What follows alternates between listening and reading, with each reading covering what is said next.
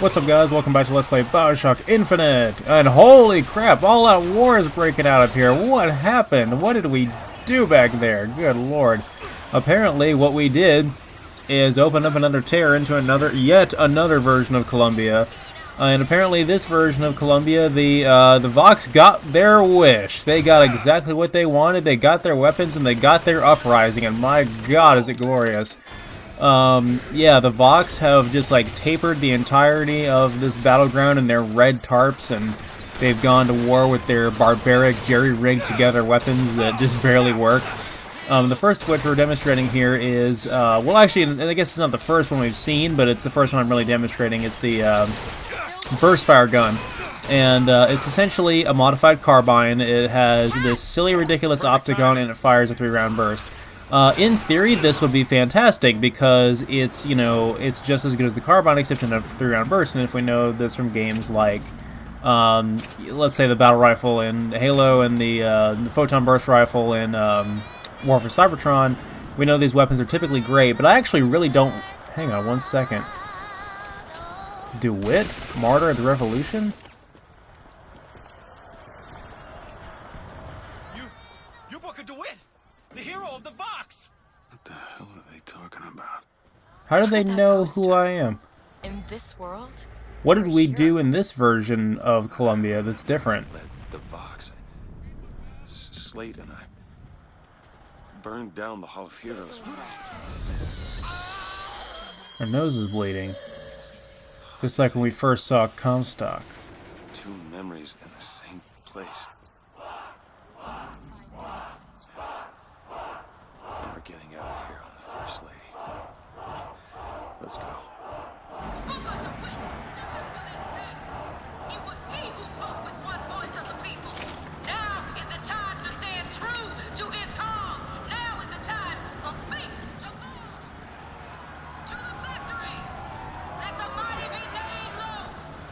Well, we couldn't have changed too much because she still has our airship, but she doesn't look like she's inclined to give it back. She probably doesn't even remember the deal. Say cheese. Cheese. Cheese. Okay, for this one, give a thumbs up. Yeah, there's a new voxophone down here by this downed handyman, and this is a brief story. It's like a 2-part story about this guy's wife and how she's married to a handyman apparently. Remember that I am the proudest woman in Columbia to have been your wife. They said your soul was choked by the fumes in that metal box, but this I do not believe. And we shall meet again on that eternal shore. Both of us whole and smiling. I love you. I love you. I love you. It's a pretty interesting story. In this world, you're a martyr. These folk need a better class of hero. When it comes down to it, the only difference between Comstock and Vitzroy is how you spell the name. Alright, where was I? So the burst fire rifle, I'll actually barely be using it, despite the fact that it sounds great in concept. It's actually not that great in practice because it tends to suffer from a lot of frame rate drops on consoles, and delivering a lot of damage onto a single enemy is actually not very reliable compared to the carbine. And also the optic on it is really crappy, so getting a good shot is a lot harder than it sounds. So I will be demonstrating all the Vox weapons, but that might be one of the only times I actually use the carbine, I'm sorry, the burst fire.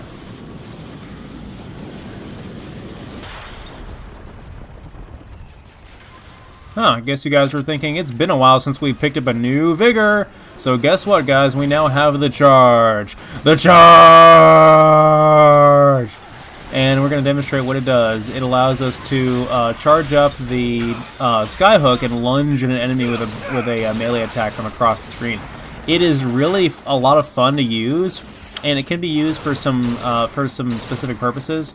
But you can't vigor combo it with hardly anything, and if you don't have a lot of melee-specific gear, it's almost useless. I will hardly use it as well. Like it's probably my least favorite of all the vigors, and I'm definitely not alone in that sentiment. But at least it does do something unique, and I'll demonstrate a good use for it right here. There's a very tough enemy, a beast on top of this freight vessel right here. I'm just going to knock his ass right off the edge with the charge, and so he'll plummet to his death.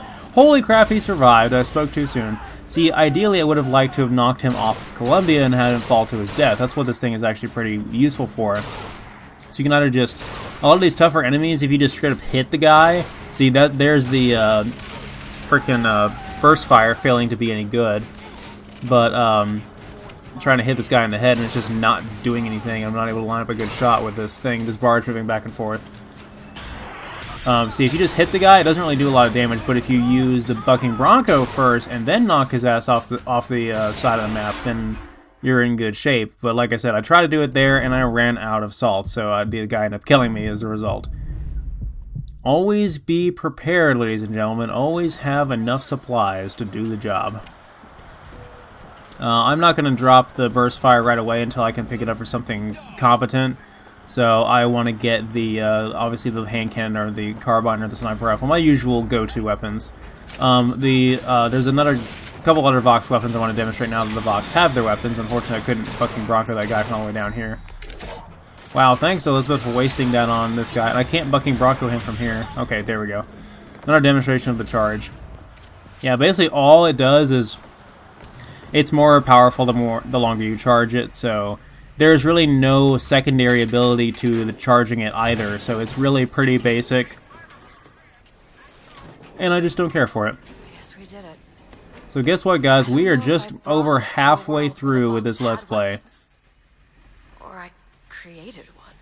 Still got a lot of game to go. All throughout this area now, we're going to be able to actually use the skyhooks again here. Then we're back in the main area of Fengton here. But we're going to be moving on to a new area now. We're going to have the Vox as our allies. Now, again, before our objective was only to get our airship back, but now everything has changed. The setting has changed, the focus of the plot has changed. It's completely different. Huh, we still had that sniper rifle up here from before, so pretty good luck that I just happened to leave it here. Yeah, we're going to have some AI-controlled allies, some Vox guys, and this makes for a lot of exciting encounters. I really like parts in games like this when you have the AI just going crazy against each other, two different separate factions. This is not what I meant to have happen. Elizabeth, They're dead, Booker. come on. Let's leave this place. Let's go to the factory and get our airship. This isn't our responsibility, none of it. You just opened a door to this world and we stepped through. Are you sure, Booker? Did I just... There's a very fascinating Voxophone there. It's actually from a different version of Booker. A Booker we never knew, who made different choices in a different world. But we're living through the consequences of his actions, so I got my wish. better make the best of it. We have quite a fair bit of money here, but I want to be very careful how I spend it because we have a very tough encounter coming up soon. So I want to just stock up on my sniper rifle ammo and get ready for the gauntlet leading up to this very tough encounter.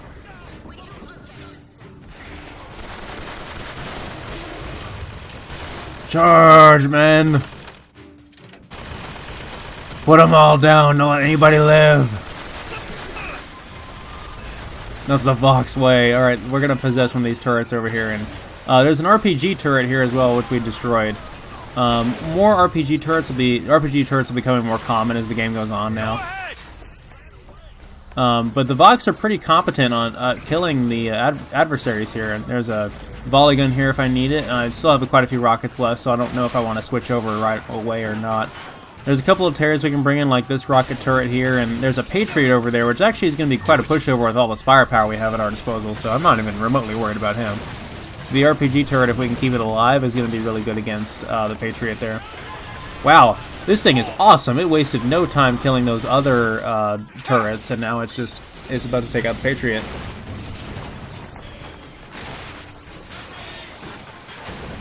Wow. It's almost depressing, kind of barbaric to watch these guys just go ham on the Founders here. That's what the two factions are essentially called. If you didn't know, are the Founders versus the Vox now. And we really don't have a side, but hopefully the Vox will not realize this, and they'll let us through, you know. If we can be their tip of the spear, then we can hopefully just get through all this chaos and get out of here. Because that's all we want to do now, right? Right. Picked up the volley gun there. Oh crap, that's a big airship. Guys, you may want to move. Oh crap. So we just got mortared by that airship up there, and it took out all the guys in front of me. So they were trying to breach their way into the I guess this is a factory here. So let's get up on these sky rails and take that sucker down, Booker DeWitt style. And this is actually a perfect example of an encounter that remained largely intact from one of the earlier versions of the game. The earlier versions of the game had a lot of encounters like this, where you would have just a big wide open skybox to fight in, and you would have, you know, airships like this that were very far away, and you could go and engage them at your discretion. But now the game is more linear, so they only have one encounter like this, but it's still a really great encounter. I actually kind of overshot the airship a little bit. I may have to go back the other direction to board it correctly. I normally don't have this problem. I normally board it right away, but I wanted to take out that guy while I was still on the sky rails. And we have a couple of turrets down here. I may just decide to possess them, and but a couple guys here I got to take out. Now, like, this thing is moving freely throughout this encounter, so this is not scripted, and this is not exactly linear either. So anything can go wrong, and we may have to wait for this thing to get into position. And a couple guys and a Patriot in here. I'm going to use a couple of Vigor combos against them, the ones I like the best. And I completely missed with the charged shock jockey there, which sucks.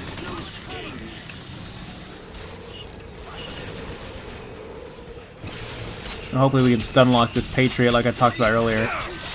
Alright, triggered the Vigor trap for the Devil's Kiss there.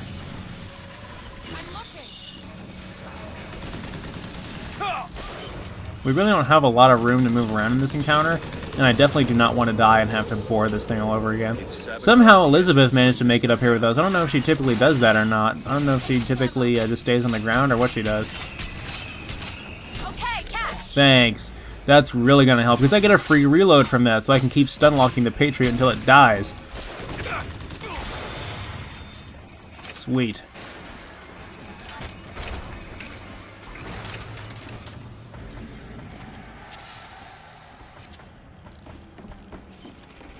Alright, you're all clear, kid. Now let's blow this thing and go home.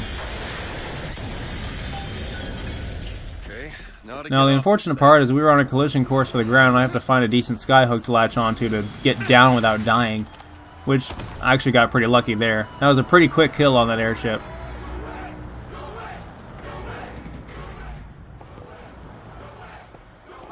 That ought to boost the morale of the box.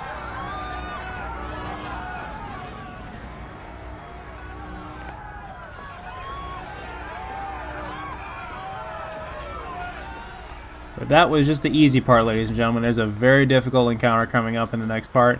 There's a telescope there in case you are going for that achievement. Come on, Elizabeth. Let's go find Daisy in the factory. Suppose I could have looked up at the airship as it was falling, but I just didn't get over here in time.